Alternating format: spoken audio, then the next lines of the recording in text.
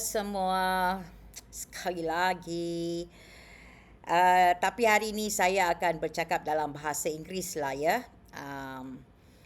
Okay, so actually this is a very difficult video for me to make lah. Because whenever I have to counter my friends in such a direct and brutal fashion, so it breaks my heart that I have to do this, but do it I must. Okay, this is in response to my friend Professor Tajuddin'S, who wrote his piece in FMT, that entitled Seven Harsh Realities Facing Non-Malays and Non-Muslims. I have no choice but to make my points in a very direct manner. So I hope Professor Tajuddin will, accept my criticism against him. So, dear Taj, I absolutely disagree with you. If it is this attitude from supposedly elites and thought leaders like yourselves that has allowed our nation and its people to slide into this mess, or as you yourself put it, in this situation that we have today, yeah? So before I go into each point that you have made, let me say your article contradicts its most fundamental argument. Let me quote your own words, yeah? If we cannot be patient, we do not deserve change. In the Quran, God had said that we will not change a society until the society changes itself. Yes, very true, I agree with that. But I'm not sure what the hell Taj means by this, yeah? He advocates us to be patient against corruption, unfairness, cruelty to non-Malays and non-Muslims, to accept all this as inevitable and unchangeable because of what he concludes as the unchangeable nature of the majority Malay Muslim people. And in the same paragraph, he invokes that God will not change a society until the society changes itself. Okay. Prof, can you please tell me what you are smoking lah, really? I know you don't smoke, but is this what you teach to your students for them to have critical thinking? Which logic do you use in coming with this argument? Let me just tear each one of your unacceptable conclusions. So, my dear audience, number one reality, he said, Malays will never change and refuse to change. Okay? Really? You know, I remember a time when Malay women hardly any wore a hijab.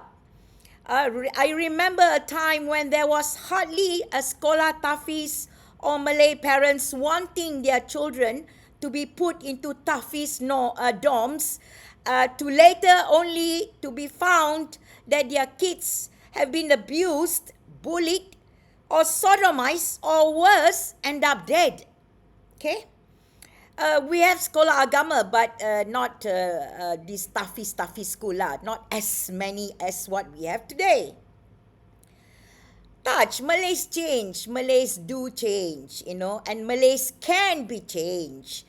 Except that the political leaders we have has advocated to keep Malays chained in a racial and Islamist mindset. That is the real problem, Taj. And people like you, Professor Tajuddin, who keep advocating for the same leaders that introduce this idea of Islamization into our society as if that is a progressive society. I'm a Malay, okay? I know how many Malays who do not subscribe to this supremacist racial and religious indoctrination and belief. The problem is not they are not there to advocate. The problem is that our leaders have designed a system that punishes those who speak out against such a system. Okay? And then his reality number 2. Islam will be weaponized to the point it will be worse than the race card being played. Of course it will be. Wherever there are Islamism, that will always happen. And then he cites ABIM and IKRAM as NGOs of progressive Islam in the 70s and 80s. Brother, when the hell was ABIM and IKRAM progressive lah? They are the very reason we are in the mess we are today. They are the ones obsessed with Islam this and Islam that and everything being Islamized. Let me explain the origin of these two groups. ABIM was heavily influenced by the Egyptian Muslim Brotherhood's ideology and intellectual tradition, particularly the ideas of its founder, Hassan al-Banna. ABIM, Angkatan Belia Islam Malaysia, was founded in Malaysia in 1971 by graduates from the university student movement who thought to establish a new Islamic movement for postgraduates, and it drew inspiration from prominent thinkers associated with the Brotherhood. Okay? ABIM was influenced by the ideas and works of Hassan al-Banna and other thinkers associated with the Muslim Brotherhood. ABIM developed into a popular and influential socio-political movement within Malaysia, adapting and applying these ideas to the local Malaysian context. Now, what about IKRAM? IKRAM was founded in 2009 by combining the efforts of several predecessor organizations. Its most significant predecessor was JIM, J-I-M. It was formed in the 1990s by Malaysian graduates who had been influenced by Muslim Brotherhood teachings, particularly while studying in the UK and Ireland. As a result of this history, IKRAM and other Malaysian Islamic organizations share an ideological lineage with the Muslim Brotherhood. Their focus is on building an Islamic society through a gradual process, social reform known as tarbiyah.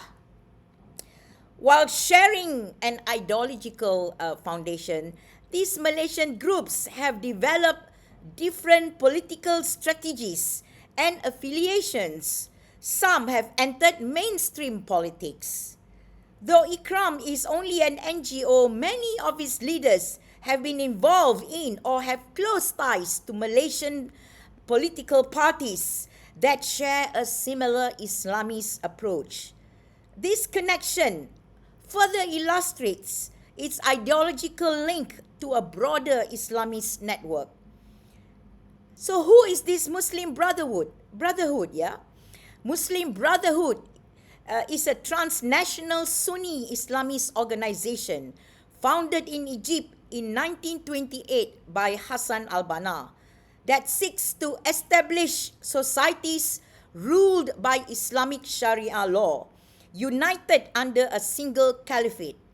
Based on its belief that Islam is the solution to all aspects of life, it functions as a social, religious, and political movement, initially focusing on charity and education before becoming a significant political force.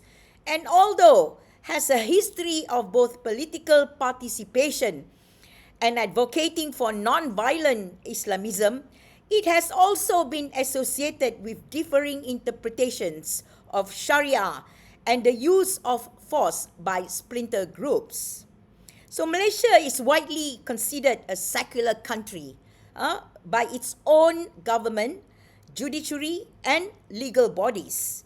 Although the federal constitution designates Islam as the religion of the federation, while guaranteeing the freedom to practice of other faiths, the constitution balances this special position for Islam with a guarantee of religious freedom, ensuring that other religions can be practiced safely and peacefully. Unfortunately, it's not happening, right? Yeah.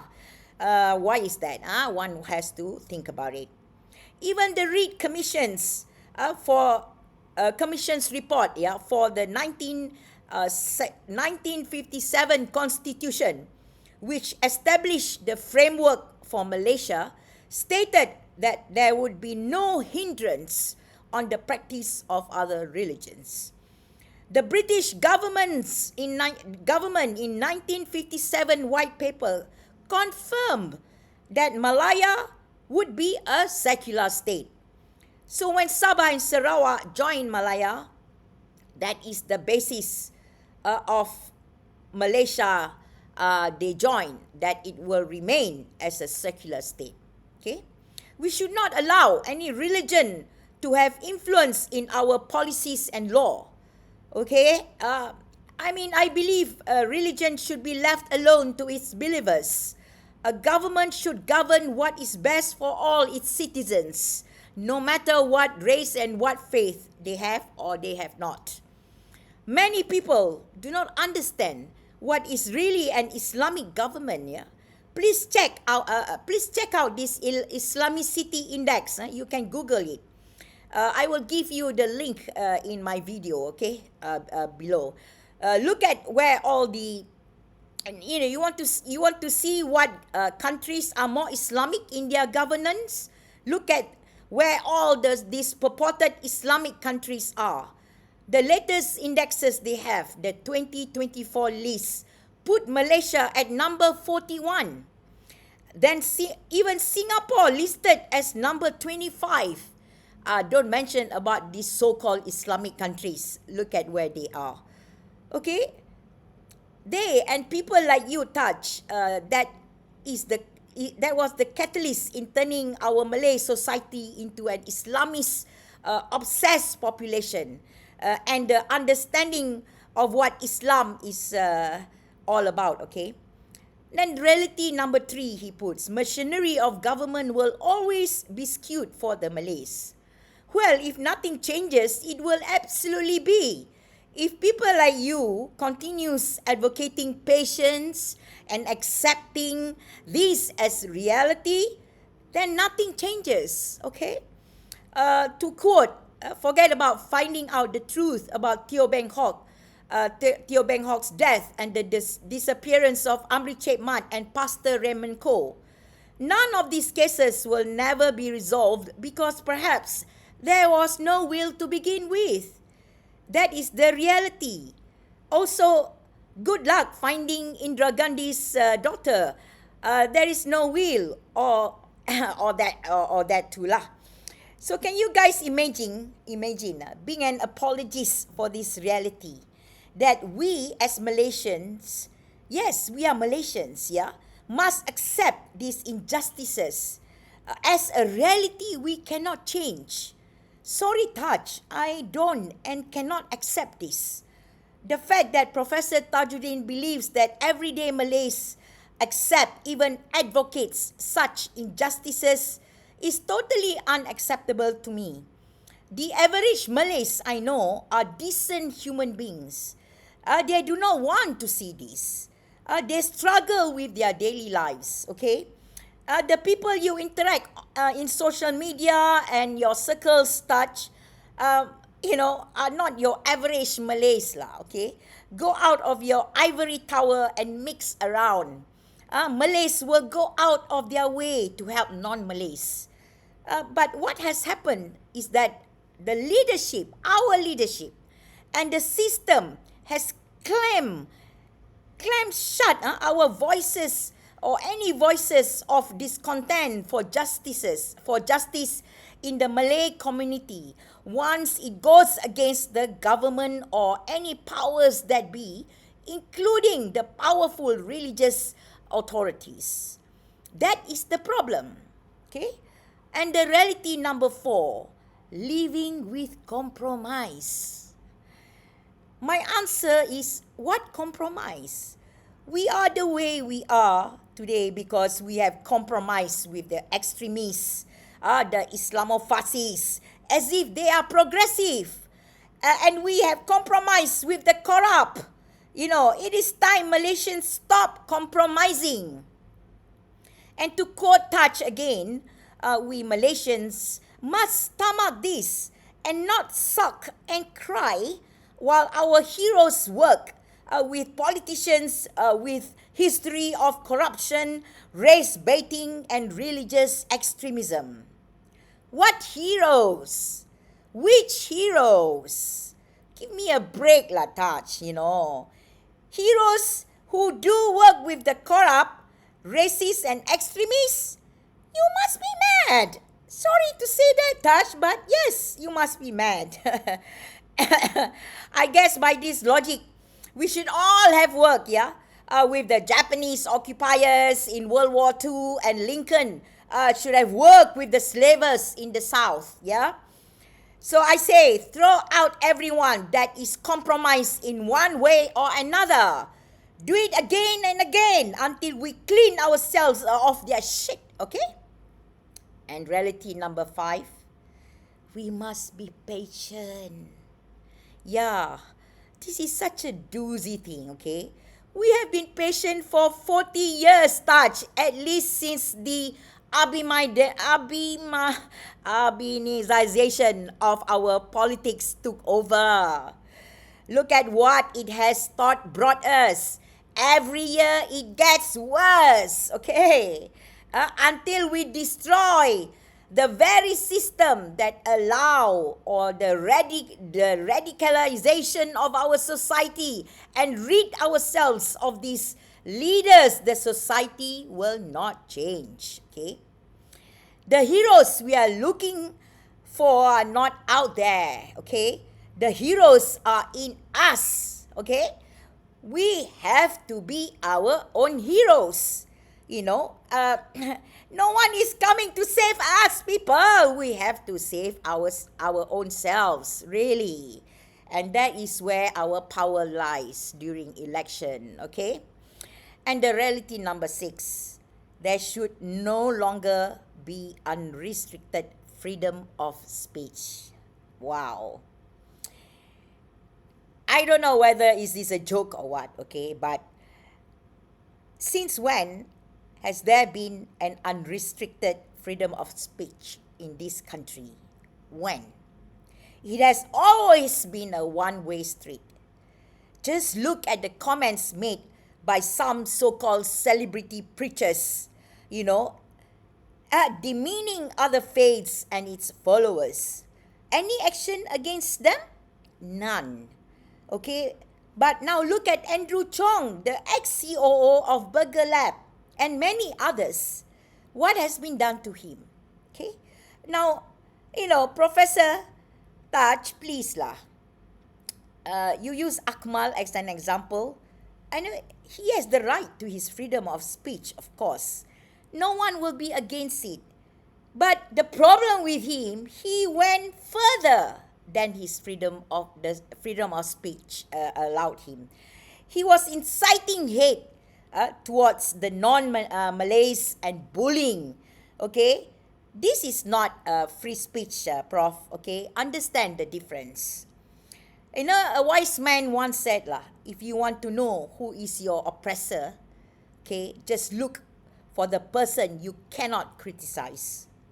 So, the most important step in a society that needs change, speech must be unburdened and uncensored. When speech is censored, it is always on behalf of the oppressor. So when speech is given unfettered freedom, then only you can change the minds of the population. And the reality number 7, this must be the most idiotic reality check, that we Malaysians must be flexible at all times and stop listening to podcasters who clamor for change and for swimming against the political current. Right. My I mean, so just swim the sharks with the sharks and the crocodiles and hope that you won't get eaten lah. Ah?